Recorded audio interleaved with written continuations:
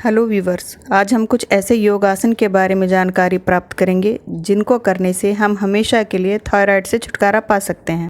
ये तो हम सभी जानते हैं कि थायराइड की समस्या महिलाओं में पुरुषों की अपेक्षा 10 गुना ज़्यादा है। तो सिर्फ कुछ ही योगासन करके हम इस समस्या से ज़िंदगी भर के लिए हमेशा के लिए छुटकारा पा सकते हैं। तो आप पहले मेरे वीडियो को प्लीज़ लाइक, सब्सक्राइब और शेयर कर दीजिए। तो आइए पहले थायराइड की समस्या पर थोड़ा विचार कर लेते हैं। शुगर की तरह थायराइड भी महामारी का रूप लेता जा रहा है। यह बीमारी महिलाओं में अधिकतर देखने को मिलती है, लेकिन इस खतरनाक रोग पर नियंत्रण पाया जा सकता है अगर हम नियमित योग करें। आप भी जान लीजिए कौन सा आसन करने से इस रोग से हमेशा के लिए छुटकारा मिल सकता है। प्राणायाम व योग के माध्यम से थायराइड की समस्या को जड़ से दूर करा जा सकता है। थायराइड एक ऐसी बीमारी है जो ज़्यादातर महिलाओं में पाया जाता है। विशेषज्ञों के अनुसार पुरुषों के मुकाबले महिलाओं में थायराइड की समस्या 10 गुना अधिक है। थायराइड एक्सपर्ट के अनुसार थायराइड को प्राणायाम व योग के माध्यम से जड़ से आसानी से दूर किया जा सकता है। आइए जानते हैं कि थायराइड क्या होता है। थायराइड गले में स्थित एक ग्रंथि का नाम है। ये ग्रंथि गले के आगे हिस्से में होता है। इसका आकार एक तितली जैसा होता है। ये शरीर के लिए काफ़ी लाभदायक होता है। जब ये असंतुलित हो जाता है तब थायराइड की बीमारी हो जाती है। ये बीमारी दो तरह का होता है, एक थायराइड व दूसरा हाइपोथायराइड। आइए थायराइड के सिम्टम्स या लक्षण के बारे में भी जानकारी प्राप्त कर लेते हैं। थायराइड के सिम्टम्स या लक्षण: गले में सूजन का होना, बालों का तेज़ी से झड़ना या गिरना, हृदय गति बढ़ना, पसीना ज़्यादा आना, दिल की धड़कन तेज़ होना, ये सभी थायराइड के लक्षण हो सकते हैं। आइए अब जानते हैं कि थायराइड से छुटकारा पाने के लिए कौन कौन से योगासन ज़्यादा लाभकारी हैं।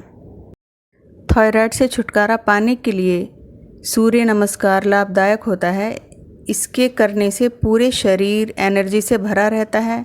इसके साथ ही हृदय, फेफड़ा, किडनी को स्वस्थ रखने में सहायता मिलती है। साथ ही में थायराइड से छुटकारा भी मिल सकता है। थायराइड से छुटकारा पाने के लिए जो दूसरा आसन है उसको भ्रस्त्रिका आसन कहते हैं। तो आइए जानते हैं कि भ्रस्त्रिका आसन को कैसे किया जाता है। इस प्राणायाम को 3 तरह से किया जाता है। पहले 5 सेकंड में सांस लें और 5 सेकंड में सांस छोड़ें। दूसरे में 2.5 सेकंड सांस लें और 2.5 सेकंड में सांस छोड़ें। तीसरा, तेज़ी से सांस लें और छोड़ें। इस प्राणायाम को लगातार 5 मिनट करें। इस आसन को रोज़ाना 5 से 10 मिनट तक करें। कपालभाति। कपालभाति योग विशेषज्ञों के अनुसार कपालभाति करने से शरीर में इम्यूनिटी बढ़ता है। इसके साथ ही शरीर से अशुद्ध तत्व बाहर निकल जाते हैं। इससे थायराइड से छुटकारा मिलता है। उज्जाई। इस आसन से गले से सांस अंदर भरकर ऊ का उच्चारण किया जाता है। इससे थायराइड को काफ़ी लाभ मिलता है। इस आसन को नियमित रूप से 7 से 11 बार रोज़ करना चाहिए। अनुलोम विलोम। अनुलोम विलोम करने के लिए सबसे पहले पद्मासन की मुद्रा में बैठ जाएं। अब दाएं हाथ की अनामिका और सबसे छोटी उंगली को मिलाकर बाएं नाक पर रखें और अंगूठे को दाएं नाक पर लगा लें। तर्जनी और मध्यमा को मिलाकर मोड़ लें। अब बाएं नाक की ओर से सांस भरें और इसे दाएं नाक से अंगूठे को हटाकर सांस को बाहर निकाल दें। इस आसन को 15 मिनट से लेकर आधा घंटा तक करें। इससे थायराइड में लाभ होगा। सिंहासन। इस आसन को थायराइड के लिए सबसे अच्छा माना जाता है। इस आसन को करने के लिए दोनों पैरों को सामने की ओर फैलाकर बैठ जाएं। अब अपने दाएं पैर को मोड़ें और बाएं पैर की जांघ पर रख लें और बाएं पैर को मोड़ें, उसे दाएं पैर की जांघ पर रख लें। इसके बाद आगे की ओर झुक जाएं। दोनों घुटनों के बल होते हुए अपने हाथों को सीधा कर फर्श पर रख लें। इसके बाद अपने शरीर के ऊपर के हिस्से को आगे की ओर खींचें। अपने मुंह को खोलें और जीभ को मुंह से बाहर की ओर निकालें। नाक से सांस लेते हुए मुंह से आवाज़ करें। इसे रोज़ाना 7 से 11 बार करें। शीर्षासन। रोग प्रतिरोधक क्षमता बढ़ाता है, कार्य क्षमता को बढ़ाता है, दिमाग में ब्लड सर्कुलेशन अच्छा करता है, पिट्यूटरी और पीनियल ग्रंथियों का स्राव को नियमित करता है। मत्स्य आसन। मत्स्य आसन को फिश पोज के नाम से भी जाना जाता है। रोज़ाना मत्स्य आसन का अभ्यास करने से कई तरह के रोग दूर करने में मदद मिलती है। इस आसन को करने से थायराइड और माइग्रेन रोग में भी फ़ायदा मिलता है।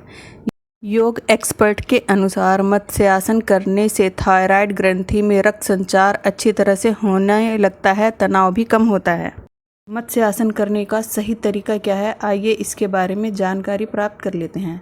मत्स्य आसन करने के लिए सबसे पहले ज़मीन पर बैठकर हाथ का सहारा लेकर धीरे धीरे पीछे की तरफ जाते हुए कमर के सहारे लेट जाएं। अब कोहनियों के बल शरीर को उठाकर अपने पैरों को हाथों से क्रॉस करके पकड़ लें। अब गहरी सांस भीतर और बाहर छोड़ें। इस प्रक्रिया को करीब 1 मिनट तक करने के बाद वापस पहले की तरह बैठकर विश्राम करें। विपरीत करनी। योग विशेषज्ञों की माने तो विपरीत करनी योग अभ्यास करने से थायराइड की समस्या से छुटकारा पाया जा सकता है। इस योग को रोज़ाना करने से कमर दर्द और घुटनों के दर्द में भी राहत मिलती है। आइए अब जानकारी प्राप्त कर लेते हैं कि विपरीत करनी योगासन किस तरह से करते हैं।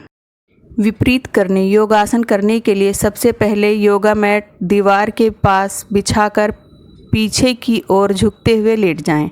अब अपने पैर और कूल्हे को दीवार के सहारे लगाते हुए ऊपर की तरफ उठा लें। ऐसा करते हुए अपने हाथों को शरीर से दूर रखें।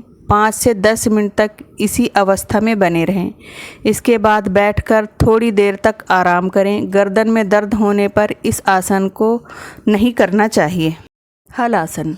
हल आसन योग के दौरान गर्दन की बेहतर स्ट्रेचिंग होती है। यह थायराइड ग्रंथि को उत्तेजित करने में मदद करता है।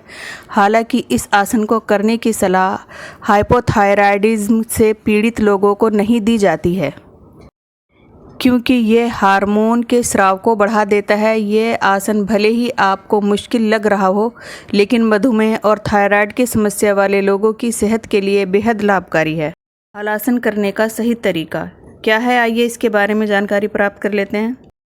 हलासन करने के लिए सबसे पहले एकदम सीधा लेटकर अपने पैरों को ऊपर की तरफ उठाते हुए धीरे धीरे पीछे ले जाएं और उंगलियों से ज़मीन को छूने की कोशिश करें। ऐसा करते समय अपने हाथों को ज़मीन में सीधा सटाकर रखें। इस अवस्था में करीब 1 मिनट तक रुकने के बाद पहले वाली अवस्था में आ जाएं। इस आसन को करीब 3 बार करें। सर्वांगासन। यह 3 शब्दों से मिलकर बना है। सर्व का अर्थ होता है सभी, अंग का अर्थ होता है शरीर और आसन का अर्थ होता है मुद्रा। नाम के अनुसार ही इस योगासन के फ़ायदे भी अनेक हैं। यह पूरे शरीर में खिंचाव लाने का काम कर सकता है। साथ ही यह गर्दन वाले भाग में रक्त संचार को ठीक करने का काम कर सकता है, जिससे थायराइड ग्रंथि को उत्तेजित किया जा सकता है। इससे थायराइड को बेहतर तरीके से काम करने में मदद मिल सकती है। ऐसे में थायराइड में योग करने वालों के लिए सर्वांगासन करना अच्छा साबित हो सकता है। सर्वांगासन करने का तरीका। सबसे पहले ज़मीन पर योग मैट बिछाकर पीठ के बल लेट जाएं। हाथों को शरीर के साथ सीधा सटाकर रखें। फिर पैरों को धीरे धीरे ऊपर की ओर उठाएं। इसके बाद कूल्हों व कमर को भी ऊपर की ओर उठा लें। इसके बाद कोहनियों को ज़मीन पर टिकाते हुए पीठ को हाथों के ज़रिए सहारा दें और पैरों व घुटनों को ऊपर की ओर बिल्कुल सीधा कर दें। घुटने व पैर आपस में मिले हुए होने चाहिए। इस दौरान शरीर का पूरा भार कंधों, सिर व कोहनियों पर होना चाहिए, साथ ही ठोड़ी छाती पर लगे रहे। इसी मुद्रा में करीब 1-2 मिनट तक रहें और लंबी गहरी सांस लेते रहें। अब वापस पैरों को पीछे की ओर ले जाएं व हाथों को सीधा करते हुए कमर को ज़मीन से सटाएं और पैरों को धीरे धीरे वापस ज़मीन पर ले आएं। सावधानी। जिन्हें गंभीर थायराइड, उच्च रक्तचाप की समस्या, कमर में दर्द, हर्निया, कमज़ोरी या फिर गर्दन व कंधे में चोट लगी है, तो उन्हें किसी प्रशिक्षक की देखरेख में ही यह आसन करना चाहिए। सेतुबंध आसन। सेतु बंधासन थायराइड का योग है जो इस स्थिति में लाभकारी हो सकता है। इस योग के दौरान होने वाली क्रिया का असर गर्दन वाले भाग पर पड़ता है जो थायराइड को बेहतर तरीके से काम करने में मदद कर सकता है। करने का तरीका, सबसे पहले घर के साफ स्थान पर योग मैट बिछाकर पीठ के सहारे लेट जाएं। इस समय हाथ सीधे होने चाहिए। फिर आराम से पैरों को घुटनों से मोड़ते हुए हिप्स तक ले जाएं।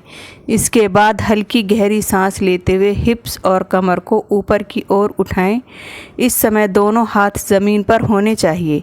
कमर वाले भाग को ऊपर उठाने के लिए ज़्यादा जोर न लगाएं। कुछ सेकंड इसी अवस्था में रुके रहें। सामान्य गति से सांस लेते रहें। फिर धीरे धीरे सांस छोड़ते हुए हिप्स को ज़मीन पर ले आएं और पैरों को वापस से सीधा कर लें। पहले वाली अवस्था में आ जाएं। 15 से 20 सेकंड के लिए शरीर को आराम दें और फिर से इस आसन को करना शुरू करें। इस योग को 10 से 15 मिनट तक कर सकते हैं। तो व्यूअर्स, यहाँ हमने जानकारी प्राप्त करी कि किन किन योगाओं को करने से हम थायराइड से हमेशा के लिए छुटकारा पा सकते हैं। तो आपको मेरा वीडियो कैसा लगता है, आप प्लीज़ मेरे कमेंट सेक्शन में आके मुझे बताएं। इसी प्रकार के जानकारी भरे वीडियो देखने के लिए मेरे चैनल से जुड़े रहें। धन्यवाद।